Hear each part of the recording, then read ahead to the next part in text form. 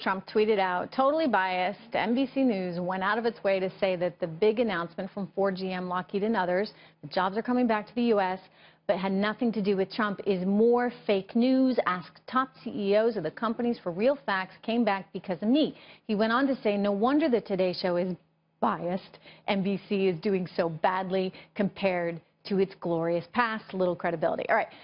Here's the question. Why is NBC so darn intent on making sure that they say, look, these companies would have done it anyway?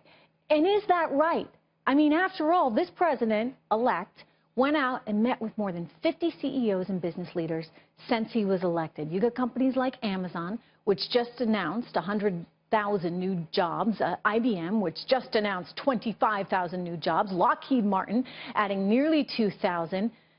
Why shouldn't he get some of the credit? Joining me right now, Dan Gainor from the Media Research Center. Dan, I can tell you, for the last 8 years during President Obama, I had CEO after CEO after CEO tell me they were reluctant to invest. They were reluctant to put capital to work in the way of jobs and more factories, et cetera. And the reason for it was because they got no clarity at all from the administration, and they felt that this administration was very anti-business. I can also tell you that those same CEOs, and these are not people with political axes to grind at all. These are not people on one side. They just want to make more money. They say they feel a sudden hospitality to them, unlike anything they've felt for the last 8 years. Why does NBC not want to recognize any of that? Well, it's part of the NBC and the major media's discrediting of Donald Trump. And look who they put on. This is the same kind of garbage they always do. They go to one of their MSNBC whack jobs, Ari Melber, who thinks conservatives are racist. He thinks Donald Trump's a threat to the First Amendment. Is it any surprise? I'm not familiar with any of this guy's reporting, but is that sort of how you see him? He's more of a commentator on the left? Yes, I mean, he's an MSNBC host. And so then you look at what the CEOs say. You're right. They've been complaining for years. Now you've got Ford's CEO coming out here and say this was one of the factors of what they did.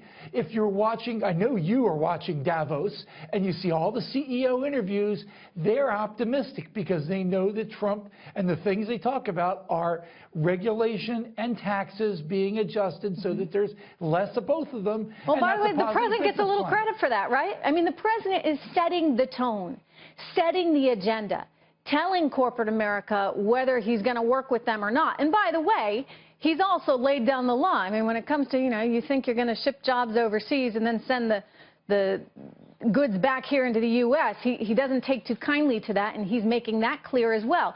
But, I mean, it is he, right? And him alone that's right now setting this tone and agenda, Dan?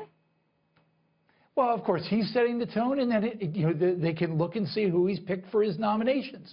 Already, they can see, oh, well, we think we can work with these people. I've heard stories on my own from either directly or indirectly from people in business that they're thrilled about dealing with Trump and Pence. And then you look at the press, and the press is ready for trench warfare. Well, I have a theory on this, Dan.